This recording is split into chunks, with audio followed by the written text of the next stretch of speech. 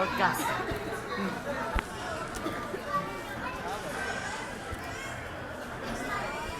Si Kiko.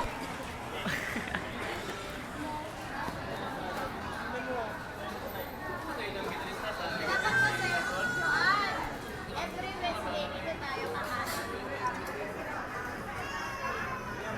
Susunod hamburger naman. Ma. Spaghetti Pili. burger. Yung Chris Cut fries, masarap din. Lalabas ako.